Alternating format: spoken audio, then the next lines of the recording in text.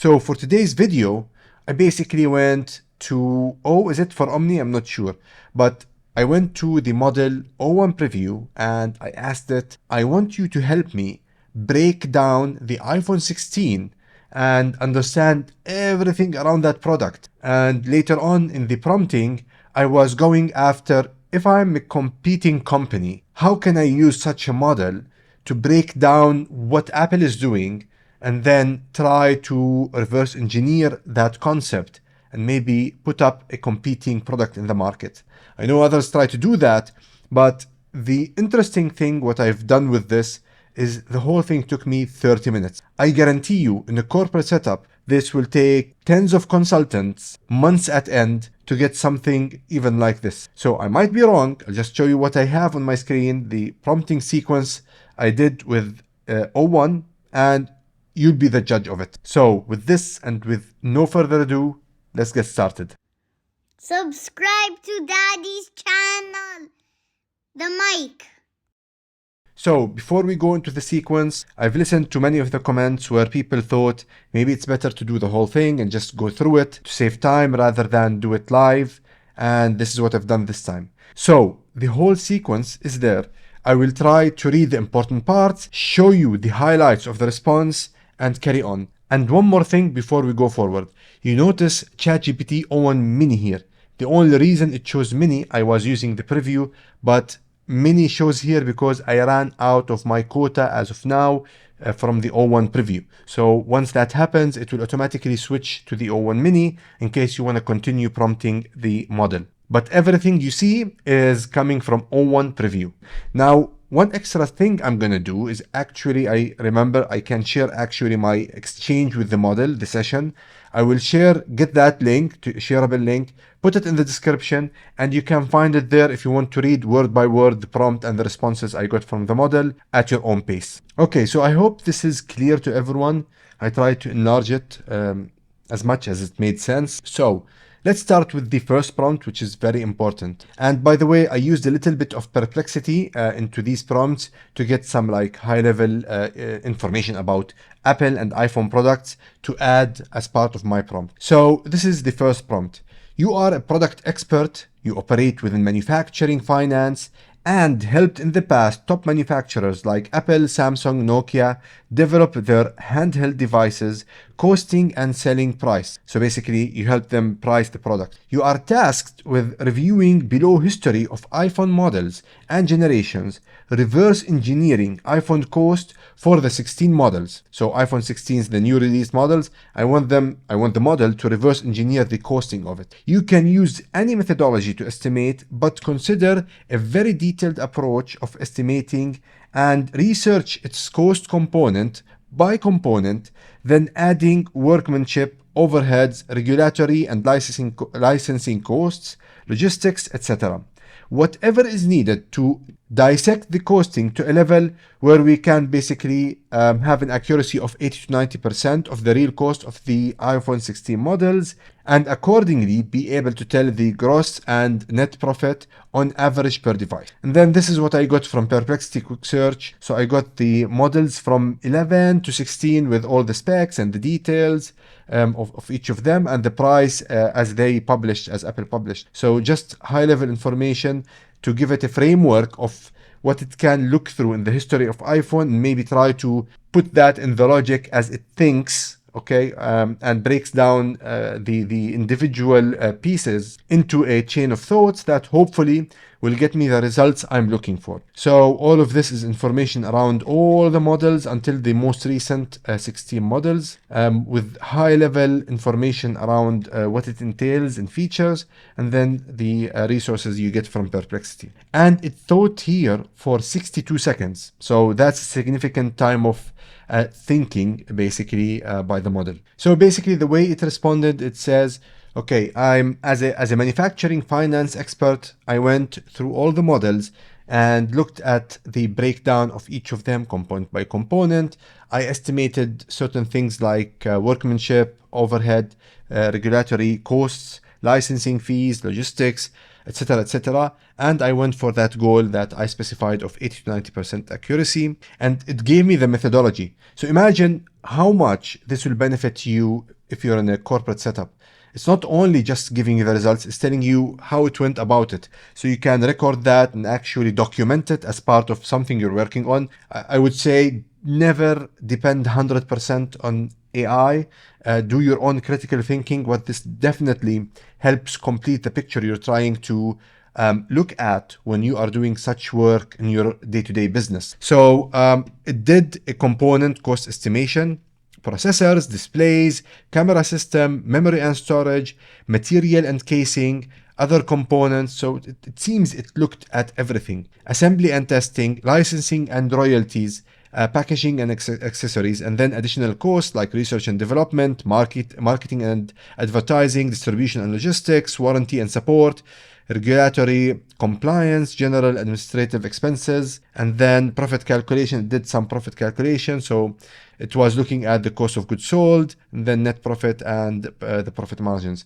So if you look, it really broke down, at least at this is a high level somehow, at all the categories that potentially a manufacturer of handheld devices would look at when they are pricing the device, and then when they want to decide on the profit margins on their different models. So I think this is a great start. And then now it went to the, based on that analysis, to the breakdown of the models I selected. So, okay, let's start with the iPhone 16 Pro Max. So the selling price is $1,199. Component cost, so the processor, so the A18 Pro chip is $130. Display, the camera modules, 80, memory and storage, so it broke them down, yada yada yada. Other components like modem, Wi-Fi, sensors, etc., etc. So it's breaking it down to a very good detail for the first response you get out of this. This is really impressive if you ask me, compared to anything else you see out there. At least for now. So the total estimate bill of material cost is $583, and then it loaded other cost elements into that, so cost contributors into the single device cost, and that brought the total additional cost to $210. So total cost per unit is $793, and then profit calculation, looking at that, basically gross margin is 51%, and then the net margin, so basically the pure profit they're getting out of that model is 34%, which is, I researched online, it is something that makes sense, that people are saying this is probably, with the expensive prices of iPhones, this is the profit margin Apple is going after every time they sell a device. And this percentage, you'll see, changes dramatically between model to model. And okay, so it did this with the iPhone 16 as well. I'll not go through the iPhone 16 details. And then the iPhone, okay, now it gave me a table, a really nice table with all of that here, the selling price, the total cost per unit, net profit per unit, and then the net margin. So if you look, the iPhone 16 is around 24.5 net margin profit. The iPhone 16 Plus is 31, and the iPhone 16 Pro is 18%, and the Pro Max is 34%.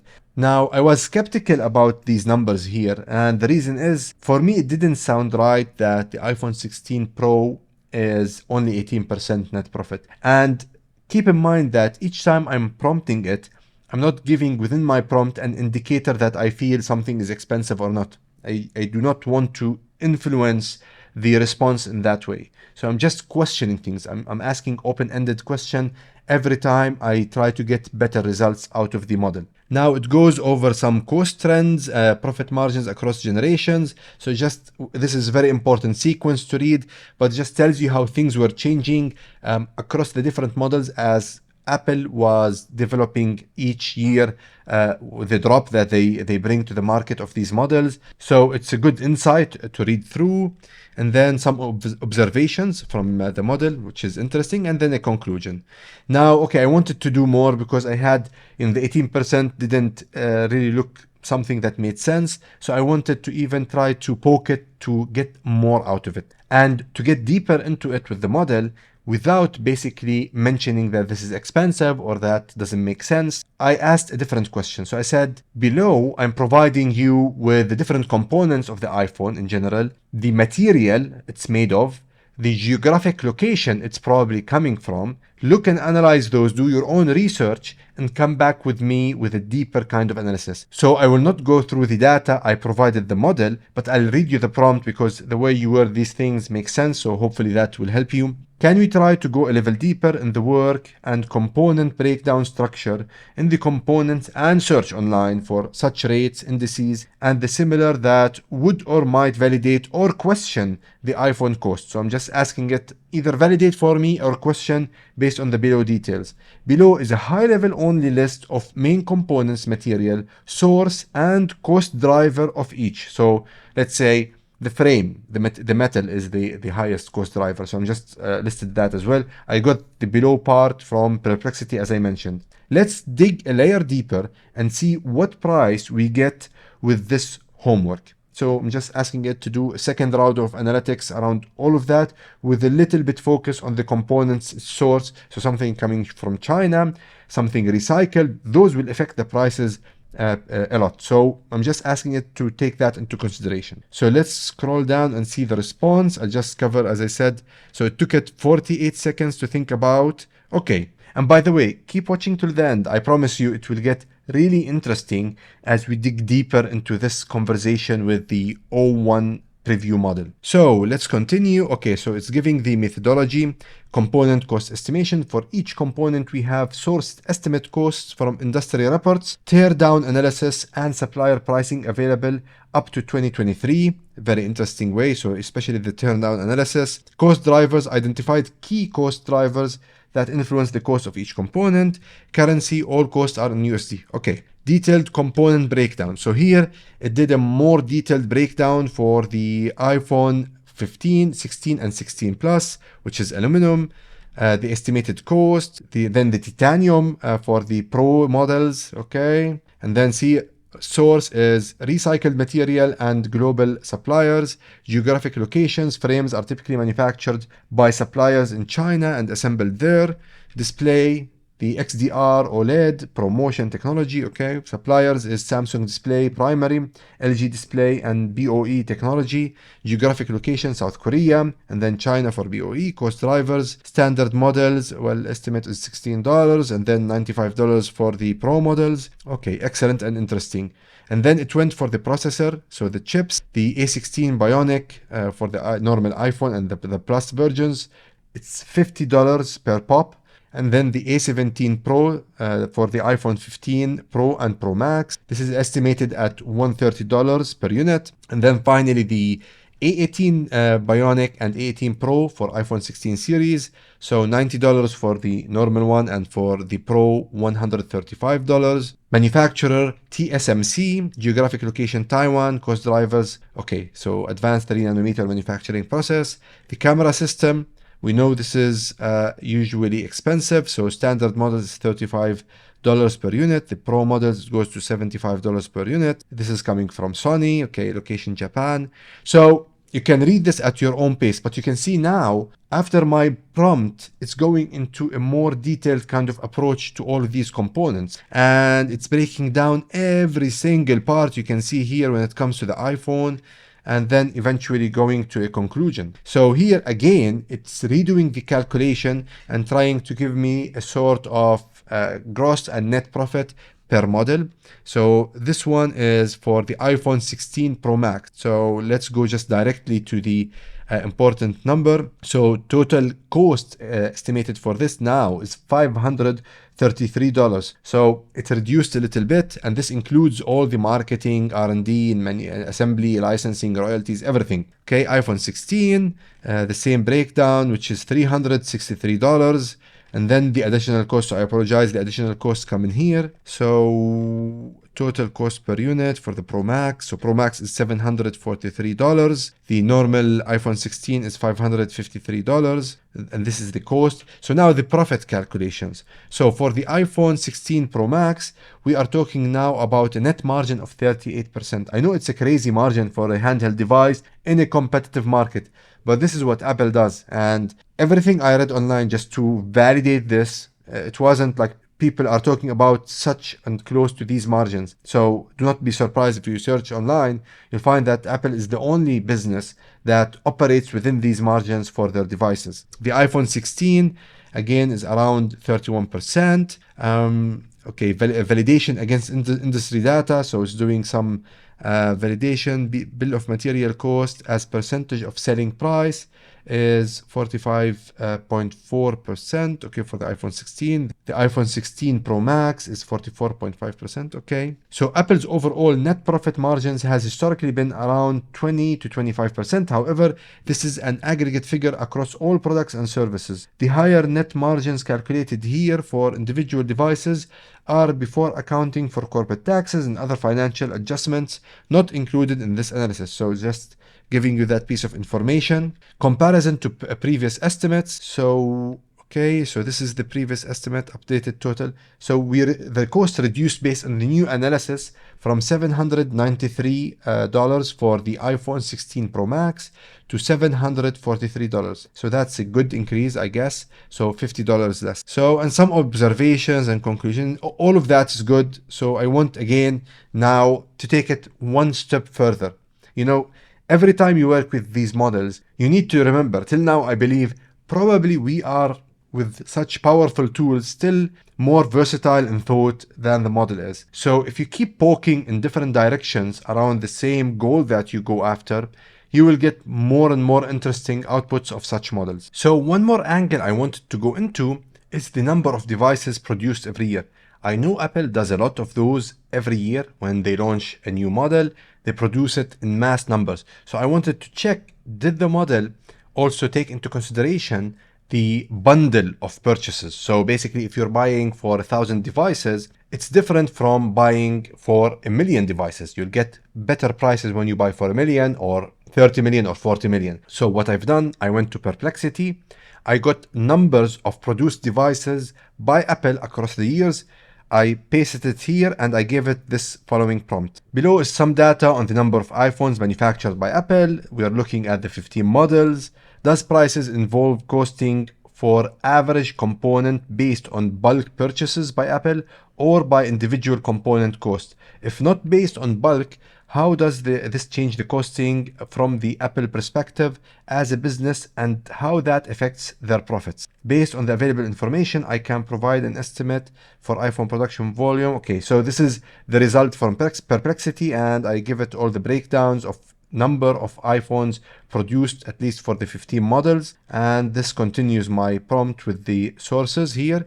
And then I got the response. So it gave me just an introduction and what it will explore step by step. This is a great thing always to see the thought process of the o1-preview. And then it is giving me a confirmation that the initial cost estimates provided earlier were based on industry averages and public data, which typically consider the bulk purchasing power of large manufacturers like Apple. However, given Apple's massive scale and strategic supplier relationships, there is room to adjust these costs further to reflect the economies of scale more accurately. So basically it's saying, yes, the estimates that were provided usually consider these aspects, but giving a focus on Apple's limited number of models and large scale of production, and also the unique relationship they have with their suppliers, because basically they consume a lot, they buy a lot, we will look into the prices again.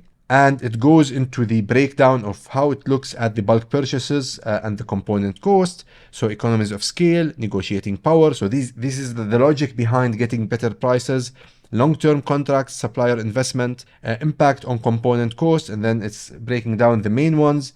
What's expected in this new context. So we're talking about processor and memory, a discount of 10 to 20%. Displays 5 to 15%, cameras and sensors 5 to 10%, other components 5 to 15% discount based on this new context that I've prompted into the model. And then it goes through the details. Again, it does the calculations all over again. It goes down one by one. You can read the details in the link that I will share of this conversation, so you can go through it on your own time and your own pace. And basically at the end, it will start giving me the total adjusted bill of material cost for the models, and then the revised total cost per unit. Okay, this is the Pro models. Impact on profit. So for example, let's take one example. iPhone 16 Pro Max, the selling price is $1,199. Total cost per unit is $708.35. Gross profit is around $700. Net profit, including the other costs is $490.65, and then gross margins is 58%, and then the net margin is 41%, which is huge. So it does the same for the other models and does some more observations, and basically it concludes the response. Now, okay, so this gets me to a good place with the understanding of the iPhone. And here I wanted to do something different. So I went to Perplexity again and I asked it, get me a record of cost leaks of the iPhone that happened in the past. So it got me a list of certain leaks that happened in the market that people got to know the real cost of an iPhone, and it was reported by different sources. I got that information, I threw it in here. Now I'm asking it as a model, hey, by the way, these are real leaks that happened in the past about the cost of the iPhone. Look at them and see, based on the study that you've done, the breakdowns that you've done, and the analysis, does those make sense? Do they actually align with the results you're getting, or it could affect the way you are looking at the breakdown analysis you did so far? Let me read the prompt quickly. Below are more details on leaked Apple mobile costs across the years, with sources. Consider and only try to apply on Apple if such info comes across as reasonable. So, and this is basically the leaks that happened in the past and the margins that were leaked during those events for each model across the years.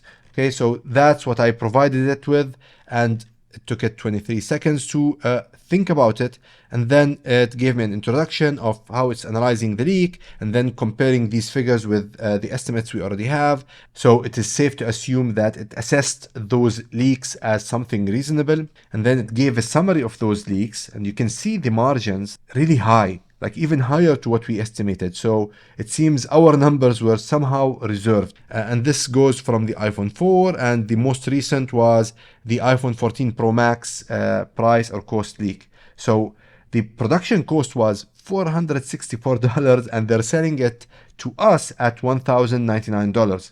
Basically, you can read this at your own pace later on, but it reframed all the pricing and it adjusted its estimation as the model to all the breakdown of each component. So you can see component by component, it redid the whole analysis and it gave the prices, eventually giving me a new set of profit margin. So this is the iPhone 16 Pro Max.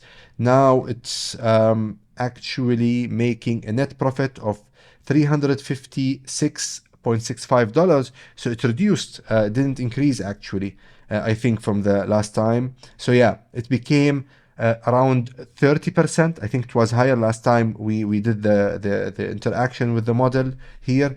The gross margin is 47%. So it's recalibrating, and you can see we're not talking about huge differences every time I prompt it. It's looking at different aspects of the calculation, and it's remembering things in a way that I've never seen before. So it's beyond normal model memory. It's just through the chain of thought, I guess, and the reinforced learning. It's trying to look at all the history of this session and the goal I'm trying to achieve, and it's assessing where it needs to drive. So I don't know if this puts the output at basically a risk where the model is trying to please me to get somewhere specific. So did it sense that I'm trying to get actually less prices and it's trying to help go there to make me happy? This is something to find out, and honestly maybe more knowledgeable people around how the chain of thought and reinforced learning and the human feedback works. So for me, it's so impressive that if you read the details, you can see breakdown and thought process that I don't think any other model is doing today. So, okay, we carry on with the details, and again, it's giving considerations, insights, details, numbers. You can see everything is broken down in fine detail, and then certain recommendations. Okay, so now with all of that, I just told it, hey, we've done all that work, just put it for me all in a table based on the information I've provided, everything we've considered so far. And it gave me that in a table where you can see model by model, and this is this year's iPhone 16. And hey, if you know anyone in Apple, I know these things are confidential, but if you have any insight into what we are looking at here, tell me if this is close or dangerously close or far off from what's happening in reality, at least per product. This is not the profitability of Apple, this is the profitability of the product, so per product or per model. So iPhone 16, we're talking about gross of 55.6, so 56%, and 32% for net. iPhone 16 Plus, we're talking about 60% nearly of gross, and then net 38%. When we go to the iPhone 16 Pro, this is around 49%, and then 28% net. And then the iPhone Pro Max, 16 Pro Max, this is 47.3%, and then nearly 30% net. So you can see there's a big difference between the Pro and the normal models in net profit. So now we have a certain breakdown of each of them that is listed in the table. So the details basically behind the table summary that we've seen. And now, okay, so I have details around each model. Now I want to do something, I want to shift gears and do something totally different. What I want to do now is question the logic of Apple. So looking at these percentages, I wanted to make or get the model to think as a business. So the prompt quickly is, from a broad look, one might say it makes sense if Apple makes the iPhone 16 Plus the most appealing phone with its high net margins. Looking at the specs of all the phones and indicators, if that assumption is true. If not, are they trying to make another model more appealing for a wider buying demographic, and how? So basically I'm asking it, hey, the Plus makes more money. So in theory, that should get Apple to market it, push it more. But is that something that makes sense? Is it true? If not, what makes sense based on all of these numbers for Apple to push more than anything else? And here's the response. So, okay, it covered an introduction, and then it gave an examination of the lineup, which is again breaking down the features, the prices, and then the analysis of the profit margin. So, for example, the iPhone 16 Plus highest net margin. Why is that? The iPhone 16 Plus combines a larger display, a feature consumers often desire, with components that are not significantly more expensive than the standard iPhone 16. This results in higher selling price with only a modest increase in production cost, enhancing the net margin. So it's giving me why it's making more money as a device. Is Apple making iPhone 16 Plus the most appealing? While the iPhone 16 Plus offers the highest net margin, several factors suggest that Apple may not be positioning it as the most appealing model for the broader market. So this is interesting. It's debunking this kind of thought process, although it's making more money. Consumer preference. So historically, the standard sized phone's 6.1-inch display have been the most popular due to their balance of portability and screen real estate. Larger models like the Plus and the Pro Max cater to users who prefer bigger screens but may not represent the majority. So sales trends. Previous sales data indicate that Mini and Plus models have not performed as well as expected. For example, the iPhone 12 Mini had lower sales, leading Apple to discontinue the Mini line after the iPhone 13. Feature set, so and so. So Apple's likely focus, so where it thinks Apple should be focusing or probably is focusing. Apple tends to promote the Pro models as the flagship devices, emphasizing their advanced feature and premium material. Here's why. Innovation showcase, brand positioning, consumer aspiration, balancing profit margins with market appeal. While iPhone 16 Plus has a higher net margin, Apple must consider overall sales volume and market preferences. High volume sales. So basically it's saying, yes, it has more margins, but it sells other models much more. So even those have lower margins, those will be a focus for Apple to push further in the market because they know they are selling them in bigger and bigger margins, probably year over year. Okay, so it continues the details around this analysis. You can do it and read it later on. Now, I want to go into a different place with the model. So I want it now to think as a competitor. So we've done all of this analysis. It's all within the context of the session. Now I want it to help a business. So I'm assuming I'm that business owner, and maybe I'm a product leader in Samsung or whatever company. I want to compete with Apple. I want to beat them in the market. So this is the next line of prompting until I close this, is for me to see how can I do my business in a way that beats Apple in the market. I know this is a focus for their competitors for some time. It does work, it doesn't work. Some people think differently, especially around the contention between Samsung and Apple and that showdown of competition we see every day. So I want to see how this model would help a business. So if I'm creating a business plan to displace market share of Apple and replace it with my own products, how would it help me do that?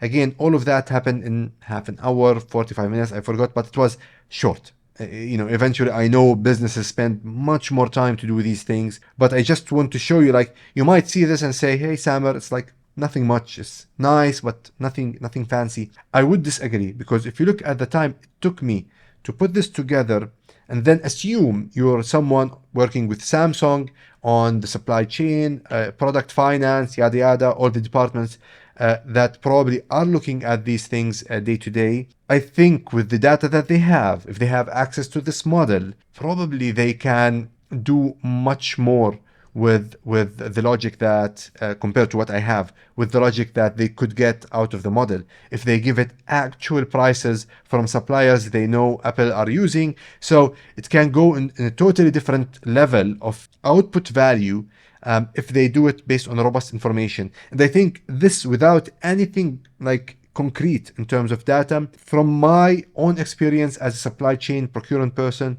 this is scary stuff. If you ask me, this is my opinion. So let's look at this prompt and see where this conversation takes us. With this insight, if you are a supply chain strategist for a business intending to compete with Apple by delivering products based on exactly the same quality and grade of the material used by Apple, but want to compete with Apple by dropping equivalent devices to each iPhone model Apple has. So basically, for each model Apple is offering, you want to offer something equivalent that competes with it, but offer it at a 20% lower price tag than Apple, while maintaining net profit margins that Apple has, while you collaborate internally with marketing, engineering, finance, sales, manufacturing, sourcing teams, and operations. What is the plan you will build to achieve such goals? How will you get the price advantage?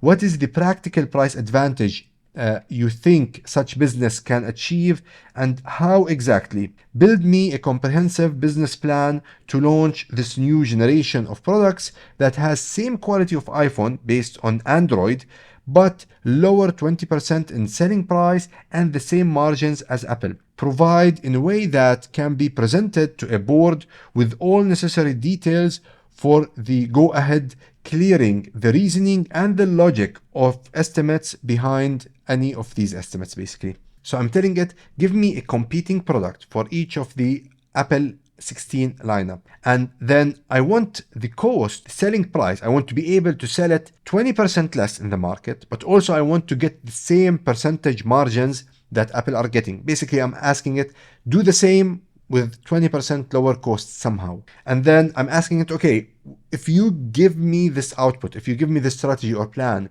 I need to have it in a way that I can take it, present it to a board in my business, corroborate every piece of the estimates that you give me and how we drove those estimates, and get this project off the ground and get that approval to start manufacturing or to start planning towards manufacturing these much lower products equivalent in quality and grade to iPhones. So let's see how it responded to such a question. Okay, so business plan for launching a comprehensive smartphone lineup. Executive summary. Okay, so just summarizing the request. It's giving me table of content. So imagine the way it's now switched everything around its responses just because I mentioned I want it in a certain way to present to a board. So if I'm working on a project, I can pull up a document, start putting all these sections, and then thinking about them and maybe complementing them. And that can easily translate into a presentation I can give to a board. Market analysis, product strategy, pricing strategy, supply chain and cost optimization, marketing and sales strategy, financial projections, risk assessment, implementation plan, and conclusion. So the market assessment, so it's looking at the market of the handheld devices, I assume, or smartphones. its size, its growth year over year, analysis of the competitors, so Apple, Samsung, emerging competitors. You can see Xiaomi and these other Chinese ones, consumer trends, opportunity, then product strategy. Okay, we'll introduce 4 models mirroring the iPhone 16 lineup. Key features is giving the features of each, again, same quality and grade as the iPhone. Pricing strategy. So it's looking at all the iPhone model prices. So this is the iPhone price and this is our price, which is 20% less. So for example, the equivalent to the 16 Pro Max is going to be $959 for our model. Maintaining the net profit margins. So Apple's average net profit margins range between 27% to 32%. This is the net again across models. Our goal is to achieve similar margins. To do this, we must reduce the cost of goods sold, the COGS, and operational expenses without compromising quality. Now, supply chain cost optimization. Here it's going for the strategic partnership, alternative suppliers. So it's going in a good level of details. I wouldn't say perfect, good level of details, even highlighting different locations we're going to source some of our material from, optimizing the design, the cost analysis. So it's giving all the components here, what's Apple cost and our target cost, and the cost reduction we need to get. So imagine it's just telling you, if you get this price, like you need to go after these prices. And believe me, when you work in supply chain procurement, if you work against a budget, usually the results are better. So if you give your supply chain team, say, hey, we want to have these prices for those components, these are the minimum quality requirements, we need to try as much as we can to maintain them. So based on engineering teams' output, what they can do, what they can innovate with to reduce the price, and then go negotiate with the suppliers, regardless when it comes to relationship, the bulk ordering, future relationship of investing in these companies, and more and more and more. Like there's so many aspects to look at when you build these things, but like we have a laser focused target. This is your target. I want the body and frame for $35 to beat Apple. So it's giving you that plan here.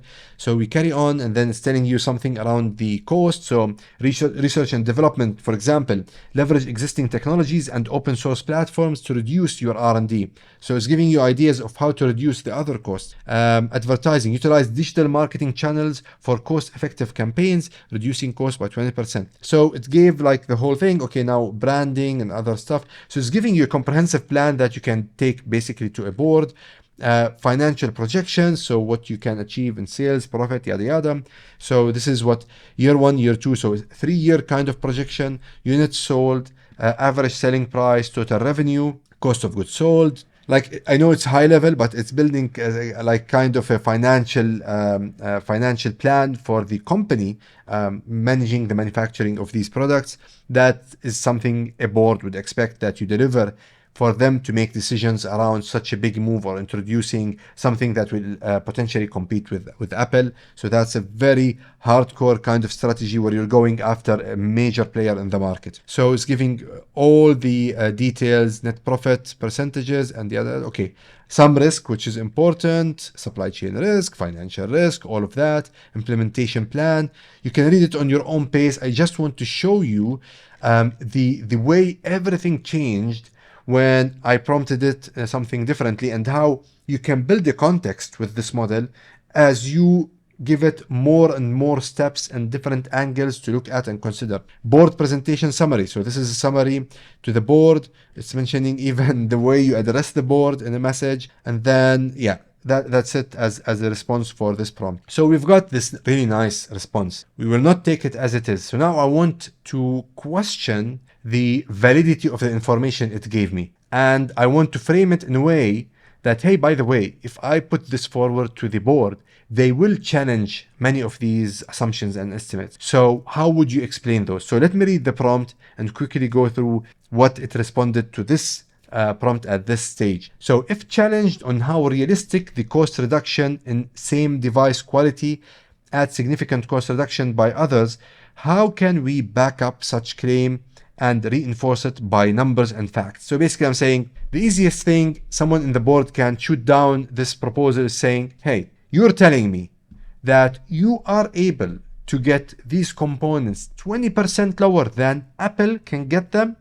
So that's the easiest way to shoot down your argument if you do not have a response to that. And then I continue, give me a detailed rationale for why this is something we will be able to achieve and why we are doing something Apple isn't able to do today in getting such case. Also, for each claim, assumption, and rationale to include a confidence percentage that will help us eventually share the range of percentage. Okay, so basically I'm saying, give me the answers, the details, the rationale, and give me how much confident you're about that. So even when I go to a board, I'll tell them, hey, for this ability, my ability to get, for example, the processor 20% less, I'm 50-50.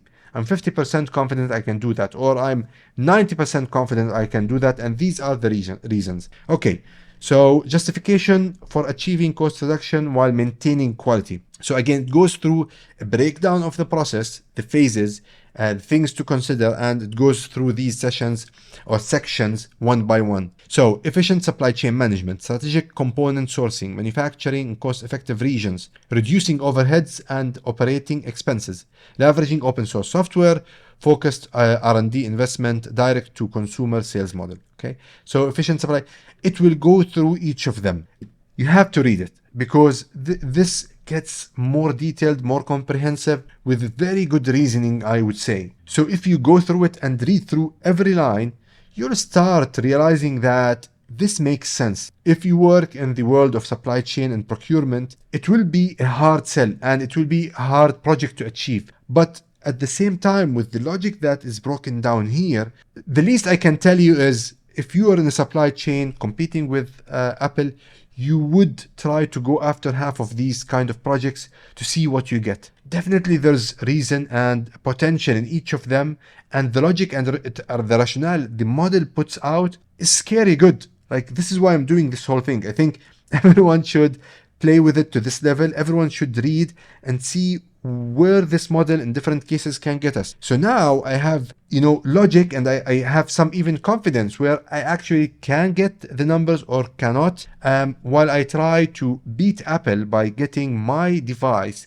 20% lower than them in the market. And this is detailed breakdown and logic of each step of the way. Direct to consumer sales models, I'm just going here random. Selling products primarily through online platforms, reduce reliance on intermediaries, lowering distribution costs. So it's looking at everything across the supply chain, from the idea until a product in the consumer hand, and everything else in between needed to really deliver that product and market it and sell it and pack it and move it and distribute it. And it's breaking down all those elements and from the different phases and trying to reduce cost at each stage to get us to that kind of level where we'll beat Apple in the market, and with a confidence level. So not everything is 100%. Total cost reduction. So this is just a summary of the contribution and the cost reduction, and then we go to why we can achieve this when Apple does not. So this is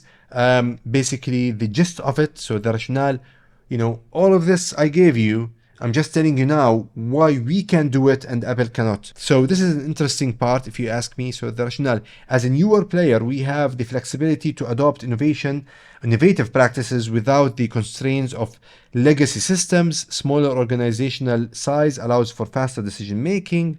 Supporting fast startups and emerging companies often outperform established firms in adopting new technologies. Okay, that's well known. Confidence level is 70%. Then focused product line, again, you'll get the confidence level of each of them. Absence of legacy cost, and then confidence level for this one is 85%. Competitive pricing strategy, again, the confidence level is 75%. Lean marketing approach, so they're not gonna follow whatever others are doing, and this is very high confidence, for example. And it goes through them one by one. You have to read it for yourself to get how impressive this is really. And then supporting data and calculation, so it's giving us everything ready on a silver platter to go on and use. Okay, so now I'm doing all of that, I have the details. I want to go to a dark place with the model. So here I'm telling it something else. Say, hey, Assume we are starting this project, we are getting the numbers that we expected. So we are 20% less, same profit margins of Apple. So it's working. We're getting that kind of year-over-year growth. We're getting our revenue numbers, profit numbers, and so forth. Give me a plan to take out Apple from the market. So I don't want to just compete with them. I want to eat out their market share. I want to destroy Apple. So I'm going in with this crazy aggressive business plan. And, companies, I think, at some point think like that. They want to be a monopoly. This is the dream for them. So they're going in as a company now because my plan is already working based on the model. And I want to take Apple out. How would I do that? They have hardcore fanboys or fangirls when it comes to Apple products. How can I compete and take out these people with a proposition that would let them go of the iPhone and move to something else that I am offering and selling in the market? So that's my prompt in a nutshell. Let's see how it responded to that. Okay, so strategic plan to significantly increase market share and attract loyal iPhone users. So it put it in a really nice way compared to my prompt. Executive summary. So it's giving, table of content, market analysis, opportunity identification, product innovation and development, enhancing consumer experience. So here, it's putting all the phases or the things that need to be done for us to go after that goal. So it goes through them. Now, the interesting thing here, if you read the details of this, you will notice that it understands the weak points of Apple. So everything that you find online every time an iPhone drops, these kind of issues that people find or things that users highlight, it's somehow hitting those pain points for the user and then focusing on maybe giving a proposition that is 10 times better in the product that we are hypothetically selling to compete with Apple. And that's how you push or get the market share of Apple to shrink while yours increase. So you replace Apple rather than compete with them. So you'll have to read it for yourself. Very interesting. And it goes on going through all the phases and then the conclusion. And then I wanted, to go through this. So now we have a plan even to take out Apple. Now I want again to shift the model to a different thought process. So I'll just read the prompt. All of the above are things companies like Samsung have tried for years. With the outcome is while they might gain market share, they didn't replace iPhones. I want a more out-of-the-box, aggressive and bold strategy to replace their consumer base. So I'm telling it, hey, everything you're telling me, as good as it is, I am sure Samsung did already. An out-of-the-box idea that will get us to replace iPhones. And then it thought for 20 seconds. And then bold strategy to overtake Apple and capture their consumer base in 5 years. So now it came in with clear and even not nicely worded strategy. So this is our 5-year strategy to take out Apple and capture their consumer base in 5 years. And this is the interesting one. I'll just cover snippets of it. Identify Apple's weaknesses. So in the part before, you can see hints here and there about Apple issues. Now it's going after them like crazy. So the first thing, Apple's weaknesses, our unprecedented strategy, detailed step-by-step plan, yada, yada, yada. So let's go to the interesting part. Apple's weaknesses. First one is closed ecosystem, high price point, innovation plateau. So like all of the things now people are complaining about, now we have the iPhone 16. Nothing changed. Just a new named or branded processor, faster, same cameras, maybe more megapixel, and that's it. Everything else seems the same. So innovation plateau is there. Dependence on hardware sales, privacy and security concerns. So data practices and opportunities there. Okay. Our unprecedented strategy. So develop a revolutionary all-in-one device. Establish an open and interoperable ecosystem. So universal compatibility, open source platform. Leverage emerging technologies, disruptive business models. Okay, so it's very interesting. Again, some people might look at this and say, nothing impressive here. For me, I think, it's definitely impressive to do this in a span of 30 to 45 minutes. And again, I'm not in any handheld company manufacturing, so my knowledge is limited. So imagine if I'm equipped with more knowledge, what kind of outcome would I get? This is just based on public information through perplexity, high level information, and just me questioning and prompting the model to think differently. So parties involved, internal teams, external partners, regulatory bodies and government. So it's working like all the angles to really take out Apple in 5 years. Okay, so it goes on and on and on. And that's it. I know this was a long one. So, in a nutshell, we took a simple prompt asking about Apple and the iPhone 16 models and how those are priced. And we went through different levels of breaking down and challenging that price and costing. Then we moved to think as a competitor and find strategies how to compete with the devices in the market. And then we went and looked for ways to replace the device hypothetically in the market in 5 years in a 5 year strategy. And when I went through this exchange, I've done that in 30 to 45 minutes tops, which is really amazing and astonishing, especially if you look at the level of the details, level of the numeric details and the logic and the rationale it presented at each steps, its knowledge, its logic, its reasoning, its chain of thought. So it's definitely an impressive tool. And I think if you use it in real life business and if you offer it more details, different level of details that probably are not public information for your business's benefit. If you provide it with such information that is industry specific or your business specific, I think the outcome will be at a different scale. And I think that's the scary part. Now, as of today, you cannot attach anything to the model, at least when dealing through the UI of ChatGPT. In the future, when that is introduced, I will definitely test it then, because once you do that, once you give it data sets, examples, probably you will get more robust answers beyond what we already are getting now, which is scary enough, at least for me, if you fathom the fact that I have a complete understanding of the cost of the iPhone products broken down with logic, questioned, looked at from different angles, stress tested by the model itself, and then a strategy to compete with iPhones. With this, if you watched so far, I really appreciate it. Thank you very much for watching. And hey, don't forget to like the video, subscribe if you didn't subscribe yet. I genuinely appreciate every comment I get because that's more important than anything else for me.